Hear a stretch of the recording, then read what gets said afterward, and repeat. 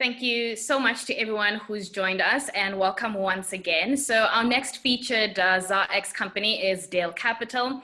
They are a publicly listed private equity investment holding company, which has had a successful private equity track record in Southern Africa with a history of principal investment dating back to 1996.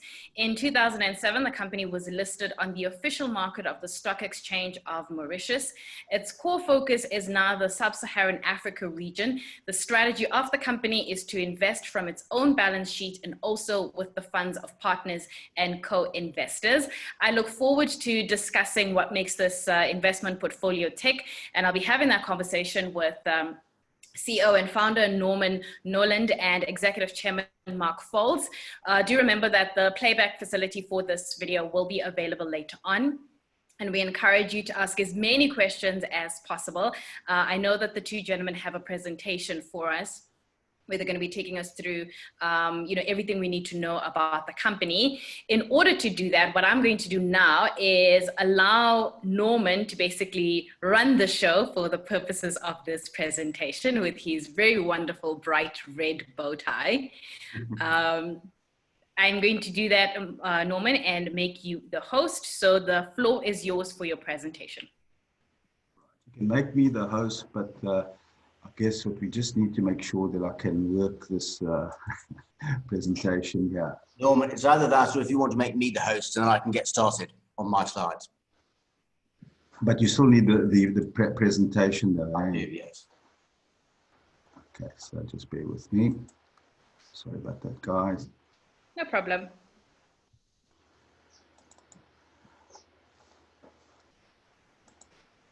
So the presentation is now open, Mark, and I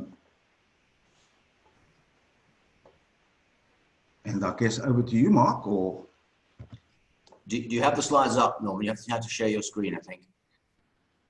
Okay, I'll share the screen.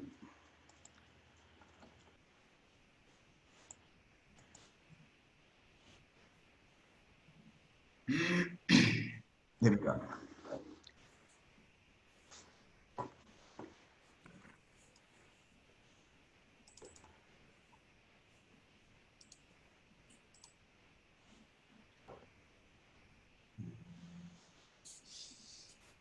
Just trying to get into full screen mode, the presentation.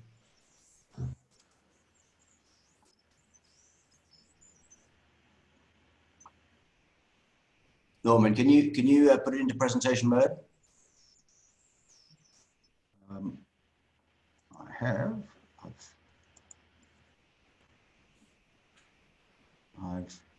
sharing the screen, and is she not arriving?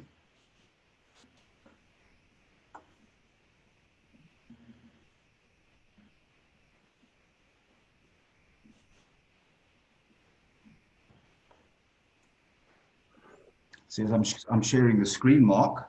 Okay, that's fine. Well, look, why don't I start? I think you're going to have to change the slides, Norman. I don't think I. That's fine. Oh, so firstly, very good morning to everybody, and thank you, Nastassia, for that brief introduction on Dale. So my name is Mark Foulds, and I'm the chairman of Dale Capital Group.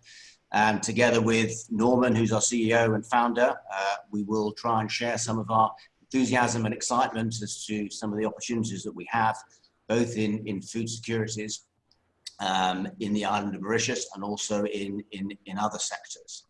And in particular, I think this presentation will hopefully lay the foundations for a capital raising case that we are in the process of embarking on for $5 million in the coming months to fund the expansion of our existing projects. So a very warm welcome to everyone who is joining us today on this lunchtime slot.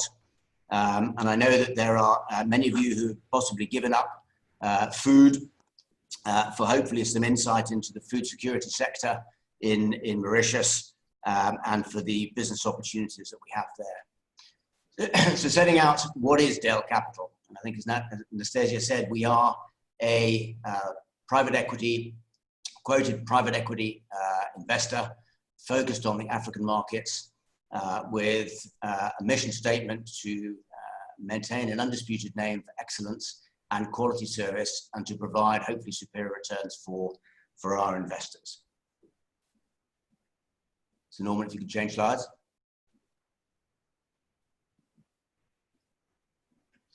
I think Nastassia gave a few milestones, so I won't really go through a lot of these again, but suffice to say that we have been operating now in the Mauritius market for 20 years, and historically very successfully.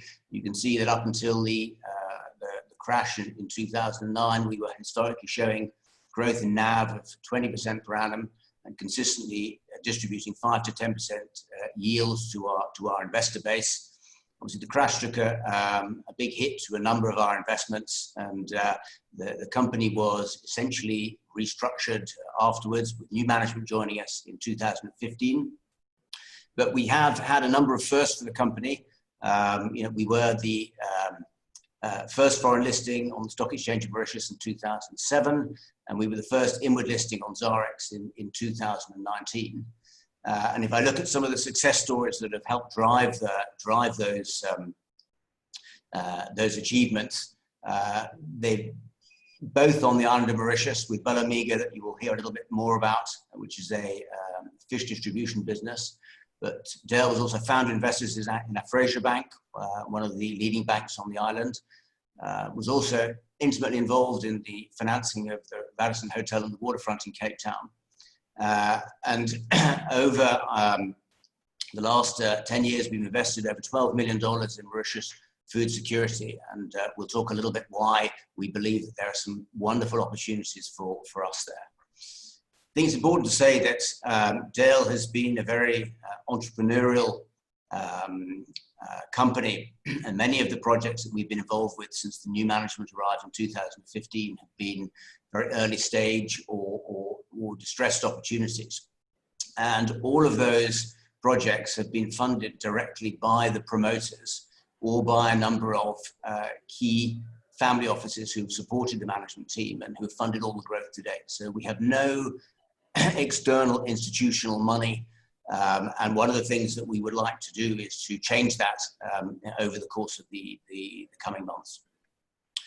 So just looking a little bit at when Norman and I sat down in 2015 at the food and food security sector in Mauritius, I think that one of the first things that really jumped out at us was, what a small share of the economy agriculture currently represents. And you can see that on the graph on the left-hand side that over the last 25 years, agriculture has dropped from 20% to somewhere now just under 3% of GDP for the island, which is a really very small amount. And you can see that on the right-hand graph that a quarter of that now has actually been related to the sugar industry. And I think if we looked at that graph 25 years ago, you see sugar would have been a much, much bigger part of the overall story. But you can see very clearly from the graph in the middle that sugar has been a strongly declining sector. And now it actually becomes not only a challenge both from a social and economic perspective, but also an opportunity for us. So Mauritius currently imports just over 70% of its domestic food needs. And over 90% of the current arable land is still actually geared up for sugarcane production. With many of the independent sugar producers actually either throwing in the towel or looking for other alternatives because they're just not economically viable. So there's an urgent need to try and relook at how we can reuse land on the island. I think a lot of the problems that the local farmers have had have been very much that sugarcane has been so culturally ingrained in them for over hundreds of years that it's very difficult to actually change mentality and look at different and alternative crops. So we move to the next slide, please.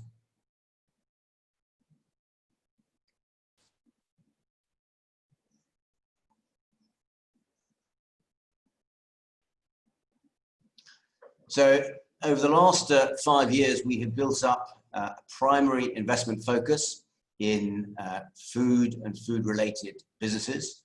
Norman will talk in more detail about this later on, but we have 3 main sectors, one of which is in food import and distribution, typically of well-known South African branded products. that have been distributed to the hotel and restaurant sector. We also have a meat wholesaling business that we've started within the last 12 months. We have the largest herd of goat and sheep on the island. We're very much at the early phases of that project, with plans to ramp that up by 5 or 6 times from the current size. And we have several projects both in agri and aquaculture opportunities that we'll talk about a little bit later. And then the third leg is a fish processing, fishing and distribution business, both with our traditional historic holdings in AMIGO, and also through FELIX Seafood, which is a fishing and fish processing business. So next slide, please.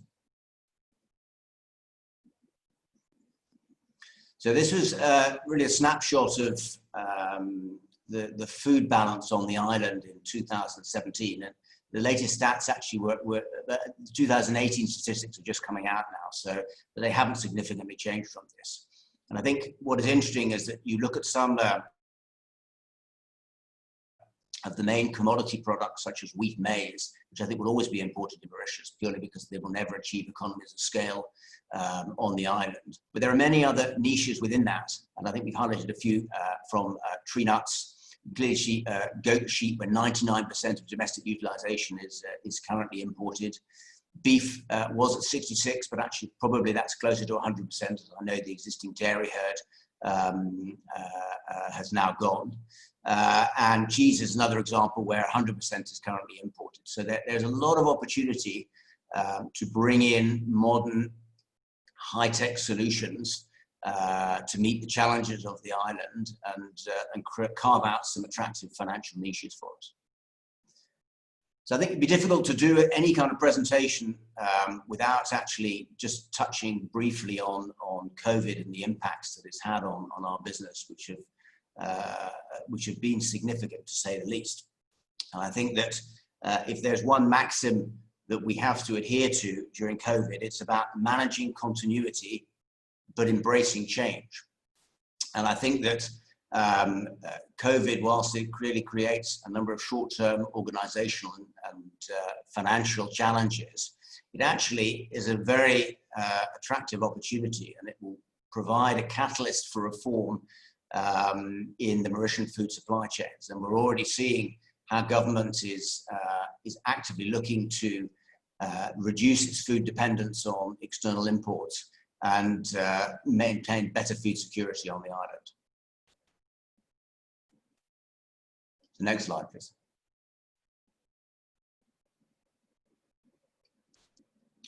So if we look back to government stated objectives, they have a national development plan that covers agriculture.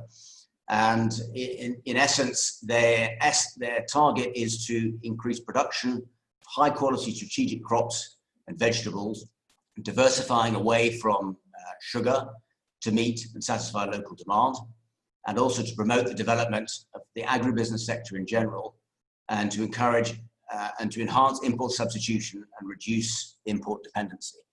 So, as I said earlier, I think that is a stated objective that they've had for the last 5 years. We're waiting for the new NDP to come out anytime now, but all of the current contacts that we have with government have suggested that all of this will actually be reinforced going forward. So as far as Dale is concerned, we will carry on focusing on our prime investment strategy, which is food and food security investments in Mauritius. And I think the idea is that we will use Mauritius ultimately as a hub that we will then be able to expand some of these activities to other Indian Ocean islands and then into sub-Saharan Africa. And on the other hand, we have a diversified or secondary investment strategy, which is more a classic private equity investment structure, where we will take targeting influential or controlled stakes in certain sectors that the directors are very close to, and manage these investments to generate capital gain on exit in a 3 to 5 year time horizon. So, you know, we have traditionally followed a classic S-curve. As I said, a lot of our investments were relatively early stage or distressed. And we're now reaching the end of the early part of the curve, the initial loss-making years, and we're very optimistic that we are now entering a much more higher growth phase for our businesses that hopefully should generate some attractive returns for us. We've already seen that in terms of the growth in top line over the last couple of years, and that Norman will talk about it in the second half of this presentation.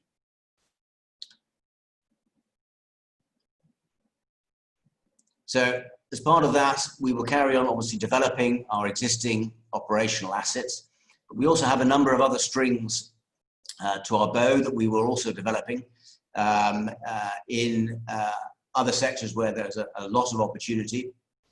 We've given a few of them here: property, IT, and financial services, both in Mauritius and elsewhere. And they will continue, I think, to drive Dale forward over the next 5 to 10 years. Next slide. So now I'm going to hand over to Norman, who's going to talk a little bit about the current operations in a little more detail. Norman, over to you. Thank you. Thanks, Mark. You stole 2 minutes of my time, by the way. So firstly, I would like to thank Mark Ashton and Nastassia for hosting us today. And I see Mark's company's name is the how do you pronounce that, Nastassia? Tell you now, it's Decusatio. Decusatio. Well, I think we will make that a food brand in Mauritius when we open up our Italian restaurants. But thank you for hosting us. I also would like to thank our good friends at ZARX, Etienne, Jeff, and Graham. We have never really formally had the opportunity to thank you for helping us and assisting us for our listing in November last year. Our inward listing was on the 14th of November last year, and my experience suggests that any listing in November or December has the risk of being very, very much under the radar. And add to that the hibernation period as a result of the coronavirus crisis or pandemic suggests that this is really the start of the process of us becoming or marketing ourselves in South Africa. And to that degree, we are very, very excited about our future. We think that we've got a terrific story to tell. And hopefully this will be the start of us sharing with the South African market. Now, just before I carry on any further, I must say my personal experience suggests that small cap stocks are often considered riskier investments than the large cap stocks. And sitting in the chair of part of the management team and the directorship of a small cap stock, I can tell you it is not easy going even in South Africa, but in Mauritius, it's difficult. However, I believe that small cap stocks often offer excellent growth opportunity and high potential and returns on equity. And I think that any prudent asset manager would be wise to include such holdings in their portfolios, because I think there are significant opportunities out there in the market. Consider the following as you can take it away with you. Small cap stocks tend to grow at a faster rate than their larger cap counterparts. And you'll see that when I show you a few recent graphs for you a little bit later on. Small cap stocks are less proven, yes, and they have a lack of data and very often not significant operational history. And small cap stocks have less liquidity and they have less access to capital. However, there are good arguments for investing in smaller cap stocks, such as they usually consist of small and intimate teams who can more easily and quickly adapt to the changing market conditions. In somewhat the same way, it is easier for a small boat to change course than it is for a larger ocean liner. Lack of market liquidity, though, can often be of benefit to small cap investors who already own shares. And we believe that we are one of those opportunities. In the case of Dale, we ourselves are quite a small team. We lean and mean.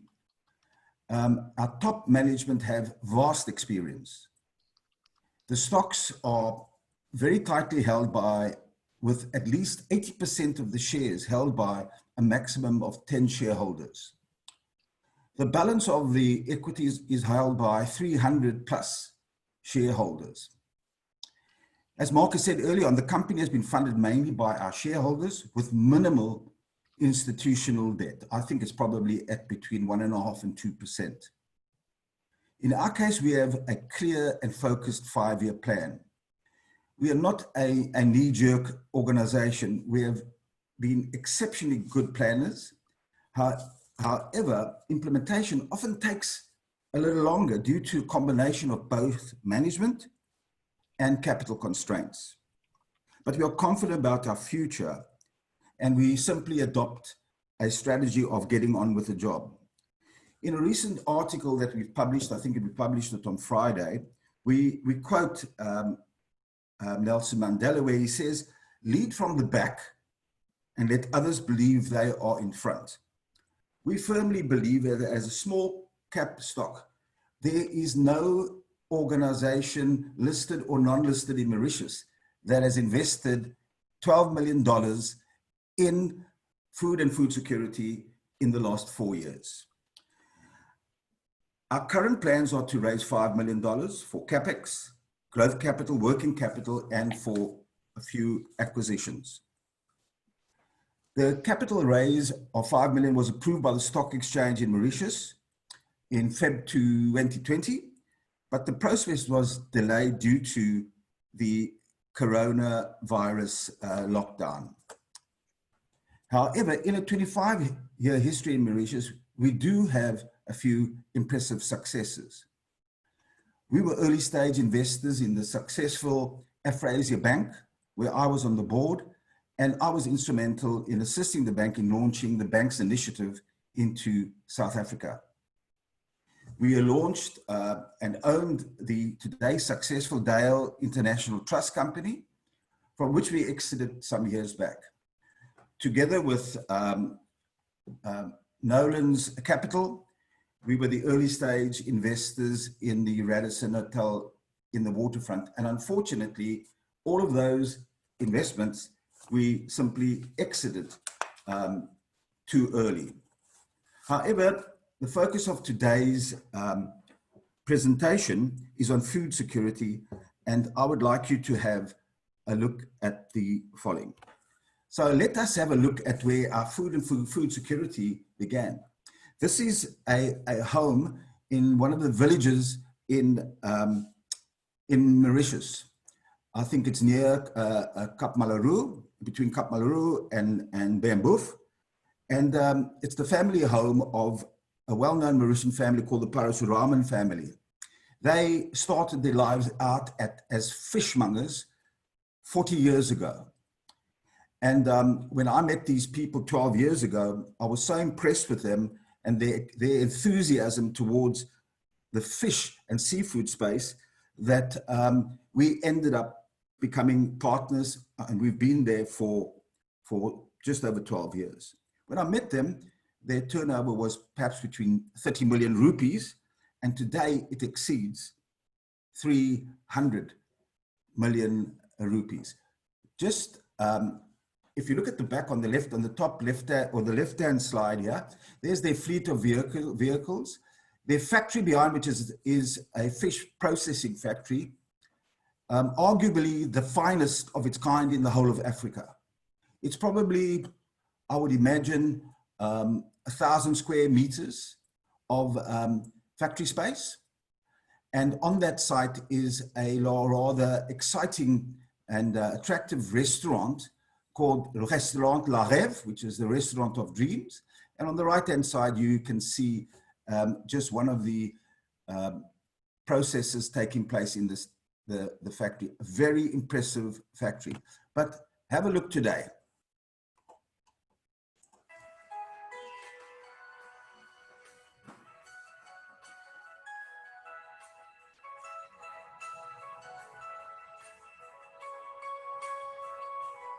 That's the factory in the background, the restaurant. And to the left is a 500-seater convention center.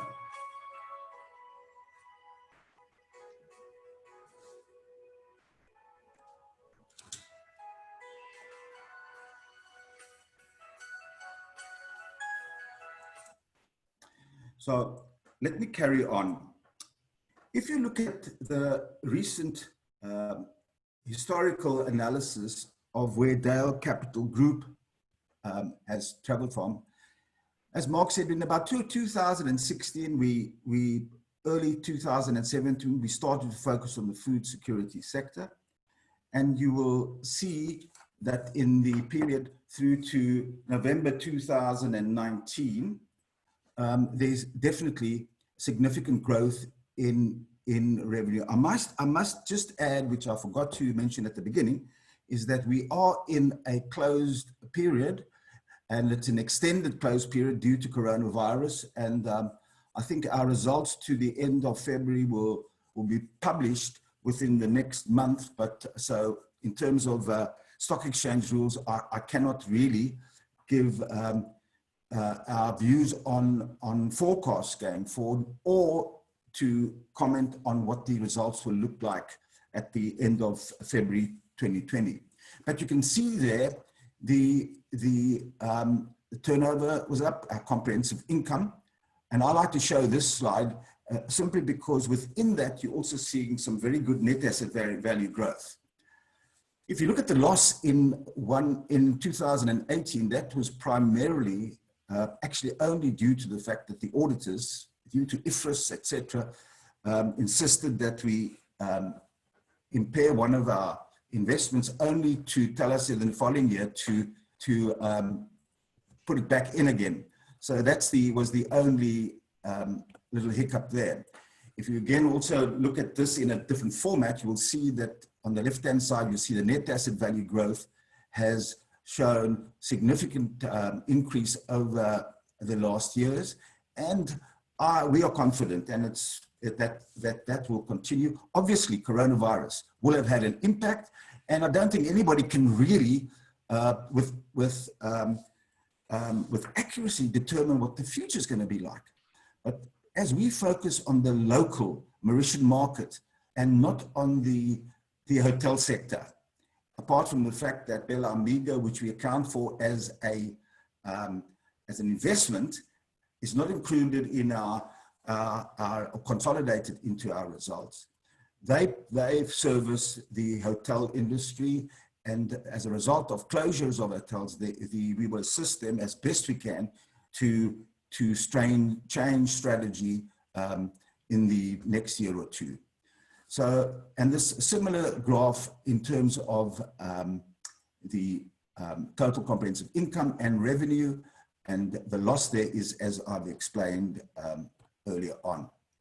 This is a rather busy slide, so I'm just going to mention a few things. Firstly, we have been in private equity for over 20 years. In fact, it's really about 26 years. But listed on the stock exchange in Mauritius for 13 years and ZARX last year.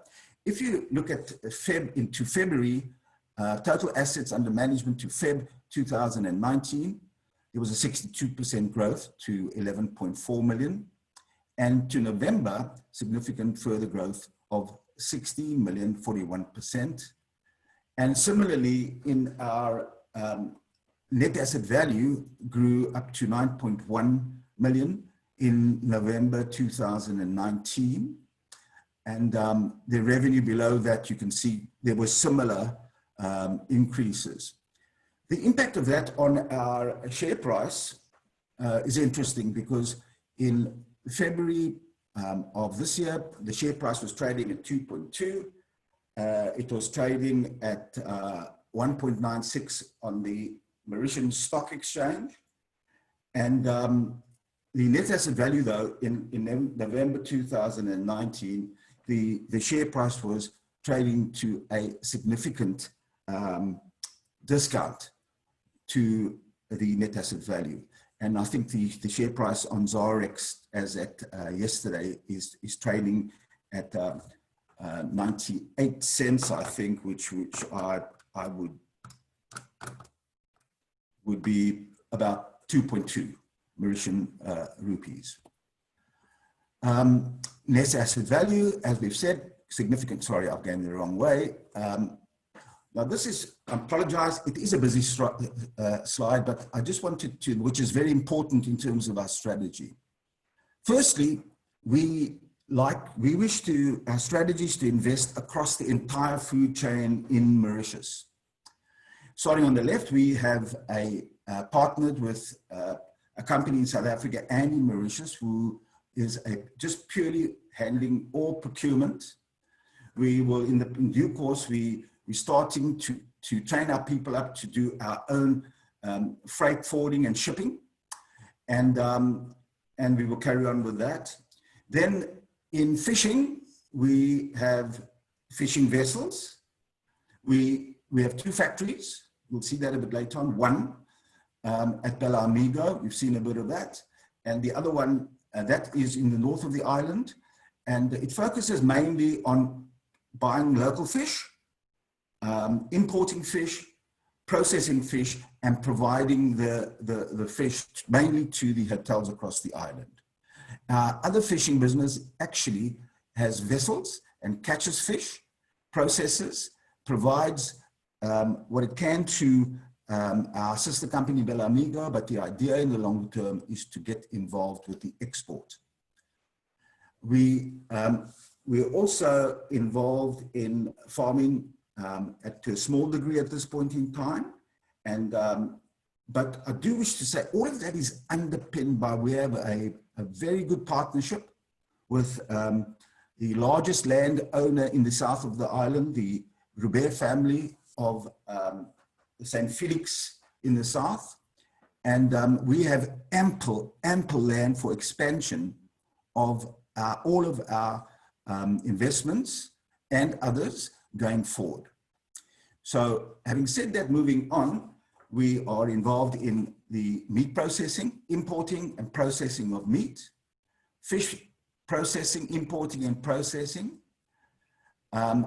We are manufacturing products, and what we do is we import South African food wherever we can on an exclusive basis, but not all companies will give you exclusivity, and we distribute on the island. We have a sales and marketing team and the logistics to deliver our products across the island. To the end of that value chain, which I'm very excited about, is that the coronavirus forced us into direct B2C and B2B distribution of food. In addition to that, we're looking at it, we have targeted another sector on the island, while everything else we've spoken about here is AMIGO for the hotels and restaurants. For the hotels, I should say, we focus on the retailers and restaurants with our food, supplying of food and logistics. But in the last 2 months, we've acquired a company that services what we in South Africa would call spaza shops. They call it boutique shops on the island. They're the corner shop on the island. And the business that we have acquired and partnered with is already servicing about 1,650 of those corner shops. And there's a total of about 4,500 of them on the island. So we are invested across the entire value chain.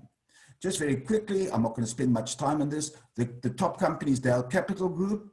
What we have been building, what we're busy building, I should say, we've created St. Felix Brands is a company, and all our food businesses are in the process of being rebranded under St. Felix brand, because we wanted to identify the brand with the local market. Everybody knows St. Felix in the south.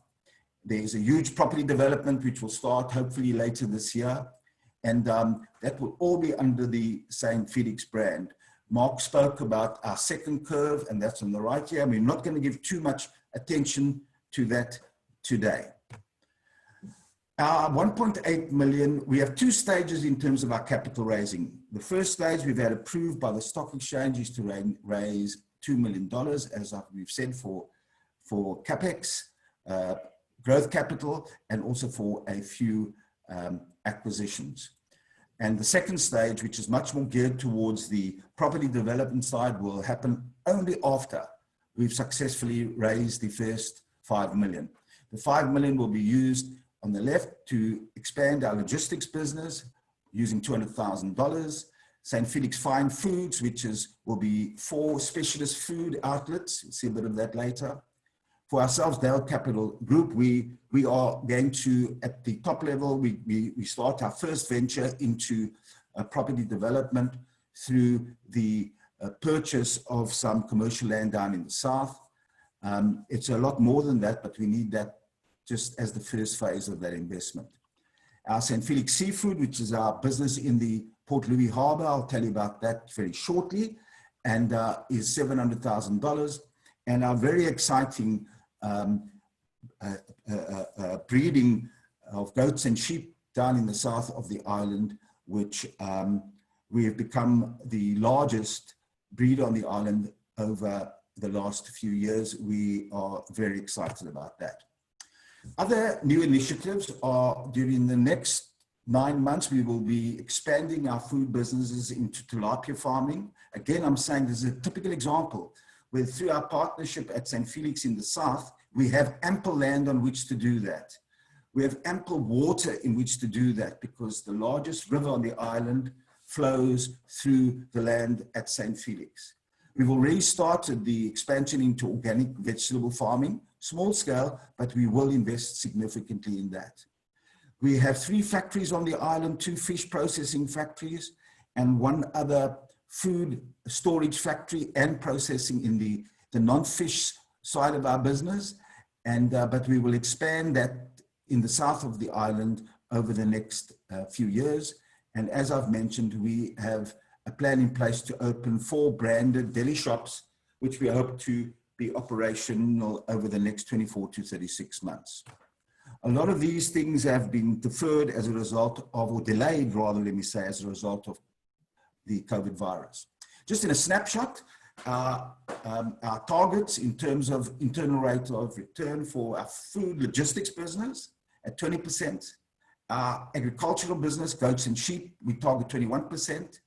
Our seafood business, our fishing business, which we are about to relaunch in September, October this year, is at 27%, and we view that will become our cash cow. And St. Felix Fine Foods is our entree into the restaurants. In the fishing business, the actual fishing business, we have 3 vessels at the moment. We plan to increase that by a further 2 vessels later in the year. And the factory was HACCP and EU approved, and we will just shortly commence with the relicensing of that, because as part of our program to refurbish the factory, refurbish the vessels to get it launched again in September, October this year, we've allowed that to lapse temporarily because we've got some significant work to be done at the factory. I must just add, it's the only quayside factory of its kind in the whole of Mauritius. It's a highly sought after piece of land. We lease it at the moment, but we've got the exclusive right to acquire that in the near future, so as far as St. Felix Seafood, just quickly, the business was in distress in 2000 and when we acquired it in 2017. We have spent approximately 70 million rupees thus far over 3 years, as we've been involved in restructuring the business and preparing the business for a relaunch under a new brand in September, October this year. It will be currently called Pelagic, which, because of the fact that it was a distressed business, we want to change the name to St. Felix Seafood. We have a new business model, and subject to, it will require further $700,000 for mainly equipment in the factory, because we're going to become quite involved in the processing of fish for other businesses on the island. And we estimate that the cash flow will start to be significant over a 12 to 18 month period from September this year. So having said that, our 2 factories in Mauritius, who are the premier factories of its kind, in Mauritius have significant capacity. And so our new plan is to ensure if we expand our fleet so that there's more pull through there. And secondly, we will launch the aquaculture project in the south of the island, targeting tilapia fish first. And we hope to see the first output of that coming in the second and or third quarter of next year. In terms of that, I'm focusing in a third slide on that, just gives you a timeline of what we're doing in terms of what I've said to you about the plans, which are the stage one is to relaunch the factory, and we are currently negotiating for some new processing contracts there. We then move to, because it's in the Port Louis Harbour, we will start to offer services to vessels who don't have anywhere to deposit their fish, right at the quayside. We will then, hopefully in the third quarter of this year, relaunch our own fleet to go for the demersal fishing, which is both fresh and frozen. And in the fourth quarter of this year, we hope to be fishing for tuna. And also prawns, which is something that has not been done in Mauritius yet, and there are significant opportunities for prawn fishing off the island. In terms of our food logistics business, these are just some of the brands that we currently service on the island. Liberty Foods, very small. Maxima is our procurement company. We're starting to develop their own brands. Duluth Winery, Chateau Gatto, which has been a good winner for us in the last 18 months. And we did not have exclusivity of that one. So what we are currently busy doing is creating the opportunity for other similar brands like Brunel's, where we only want to be exclusive. Lance with Cheese, Mediterranean Delicacies, and Exum, who are an expert butchery and spices business.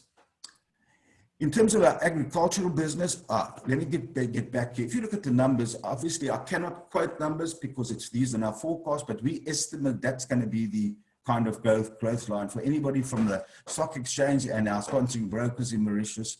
I hope that I'm not infringing any rules there. I don't think so.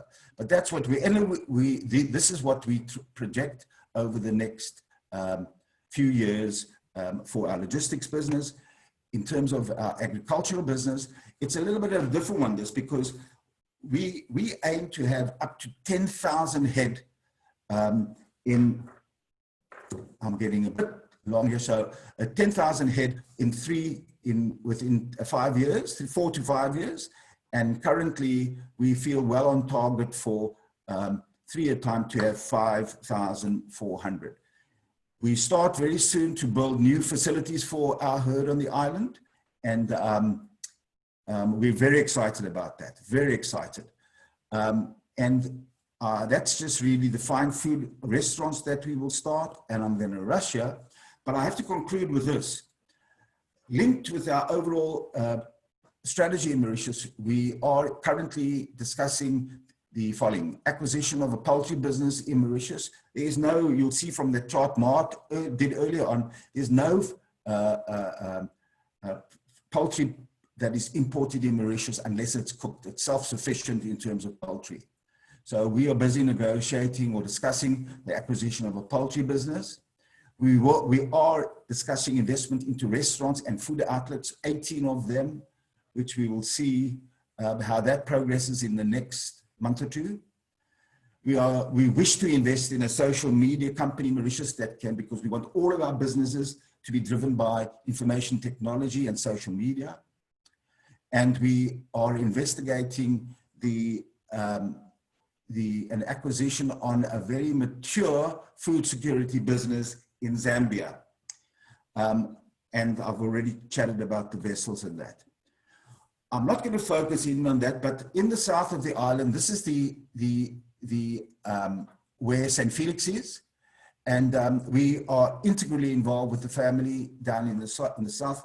And I will conclude just with this little, which shows you, it's right at the south of the island. and this is the beautiful land. It is unquestionably the most beautiful land on the island. The owners of St. Felix Sugar Estate have got commitment from government to build a smart city there, including agriculture, agricultural college, etc. And we will be integrally involved with that over the next years. It's a huge project. We allocated 600 acres of land for our agriculture, and I think the total facility there is 3,000. I think it's acres of land for the development of the smart city. So Nastassia, I'm sorry that I've gone over time, but there's a lot to discuss, to share. Okay, that's fine. So what you're going to do now is, allow me to be the host. So if you could just do that switch one last time. I'm sorry, let me just get that off.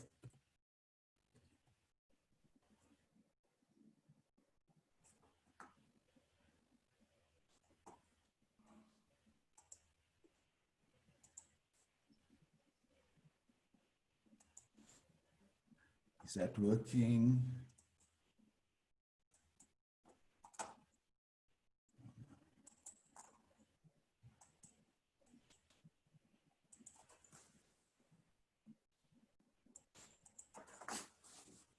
Perfect. Thank you so much. So we had some questions come through while the two of you were giving your presentation. And the first one says, is there a concern that the Mauritius focus could limit your growth potential?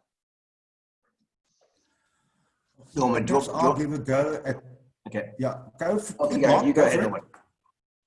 I think that, we've been investing in Mauritius for 25 years. And I think that in terms of Mauritius, the fact that up to between 70 and 90% of the food is imported, first of all, there is ample opportunity for us, even to the extent that government is changing its whole policy in agriculture to promote companies such as ours.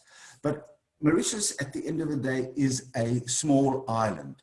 So, and it only has a population of 1.4, and our strategy all along has been to use Mauritius as a hub for Africa.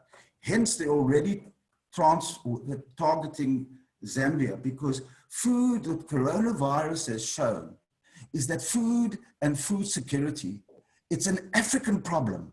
It's not a Mauritian problem, it's an African problem. And I do want to say that our strategy on food and food security is for a definite purpose. We have a huge social commitment to improve the lot of African people. So when we go into food and food security, there is always such a thing as an education system that ranks alongside of what we're doing. When we import goats and sheep onto the island, our expertise is unparalleled on the island. So we will use that to educate the local people. So I don't know, in my lifetime, certainly Mauritius has enough opportunity for us. Okay, the next question says, does the company have a stated dividend policy? Well, I think because we as Mark alluded to early on, the fact that we invested in food and food security, we never bought existing businesses except for the one in distress. We ventured into new early stage investments or venture capital investments, which really would take at least 3 to 4 years before they start to become profitable. And we foresee that we have hit the stage where those investments are now all private equity. I think that we will reinvest, but I cannot see dividends flowing before the next 3 years. Norman, perhaps if I could just add something to that, because one of the attractions about the goat and sheep project is in essence, it's a bit like an insurance company. You spend a lot of money in the initial years, and you're building up the flock, and the flock has an embedded value in it. And we always felt that once you reach a certain critical mass, that you'll be able to use the stability that you get from knowing you have this embedded value to actually underpin a future dividend policy. So, because obviously we've got a lot of good visibility on that business. So the answer is, you know, we would like to get back, I think, to where Dale was up until pre-2019, but we have to get our underlying investments to be slightly more mature, to be that second and third part of the growth curve that we talked about earlier, to actually have a policy. Okay, Yes. the next I also question. wish to add, sorry, Nastassia, quickly, Sure. the growth, our second curve, which will happen in the next year, are the type of investments which will allow us to make significant profits, and there may be dividends that will flow out of that, but not out of food security. Okay, the next question says, what has your experience been on the ZARX? Has it met your expectations? Who wants to take that one? Norman, do you want me to reply on that one? I think that obviously there are kind of two phases to this question, aren't there? The first is, what was our experience in the run-up and actually the listing itself? And secondly is, what has our experience been with ZARX post-listing? I think that firstly, unquestionably, we had a very good experience on ZARX. I think we found them very open, very helpful, and I think we were very attracted by the technology that they were using on their platform. So I think we had definitely a good experience. I think that afterwards, in a way, we haven't actually really used ZARX as a way to raise capital, which was the intention. And I think that we'll know over the next few months how to maybe better answer that. But generally, our experience with ZARX has been good. All right, and the next one says, can you provide a breakdown of your current shareholder base? Okay, Norman, do you want to go? Good, Mark. Now, I was going to say that Norman alluded to that a little bit earlier. So I think if we look at the total registry at the moment, we have somewhere around 400 distinct shareholders. But from a Stock Exchange of Mauritius regulatory perspective, we have to have a minimum number of 200 shareholders. So a lot of these are very small, independent legacy investors. And as Norman alluded to earlier, over 80% of the capital of the company is held really within 5 groups. And all of those are either the promoters or they're the original family offices that supported the development of the management team. So it's a very closely tied capital structure. Yeah, I would add to that is that you can never, 400, I couldn't tell you the nationalities of 400 people, but the bulk of our investors are non-South African. The family offices are all foreign family offices.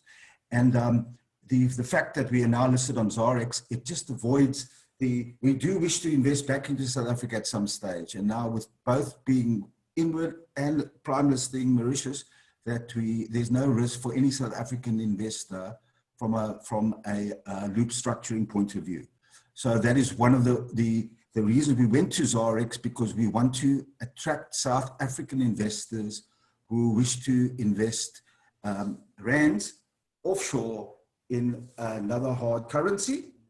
Right. And there's something like, I think there are 4,000 shares that are currently available 4 million shares available on ZARX at the moment. Okay, we've just got about a minute or so. These, I'm going to ask these 2 questions, and then you guys can take either one. The first question says, I've looked at your trades in your shares on the ZARX and Mauritius. Volumes seem to be very low, around 80% of shares closely held. Is it a risk for minority investors? And then the last question says, what could possibly be the single largest risk factor for your equity holders despite a prolonged COVID pandemic? And then we're going to wrap after your answers. Who wants to go?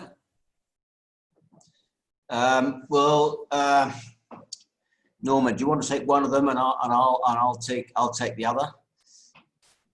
All right. I'll take yeah. Go off you go. All right, as far as COVID is concerned, I've thought about that very carefully. and people have to eat irrespective of COVID. So the risk there is that Mauritius imports all of its food, and people have to eat. So it's a gap in, it's a strategic decision on our part to invest in food and food security. And so we don't supply the hotels. We don't supply the hotels. We supply local people. And the cost of food is very high on the island. And in our strategy, the whole idea is to keep the dollar in Mauritius and to reduce the cost of food. So I don't foresee any risks there. So just as to the second point, I mean, the comment is absolutely correct. I mean, trading volumes historically have been very low for DALE shares. Part of that is because the core shareholders haven't actually actively looked to dispose of their existing holdings. So a lot of the drive to get the secondary listing on ZARX has been about raising new money. And of course, if you look at the time when we had our listing, and then we had the renewals of our listing particulars in SEM, and then we had COVID that came along. So the reality is we haven't actually gone on the roadshow that we thought we were going to go on in January to raise money. And you know, if there are limited sellers, you're obviously going to have limited liquidity in the stock. So, and that's something we very much hope will change over the next, next few months. All right, gentlemen, thank you so much for your time, and thank you to all the attendees and those who've sent through their questions. I hope to engage with the two of you sometime soon, perhaps after your results are out, and also discuss some of your future plans and where you are with that. Thank you so much. And just a reminder, this playback facility will be available for those who have missed it or there's certain part of the presentation that you want to go back to. Norman and Mark, thank you so much once again, and goodbye to our participants.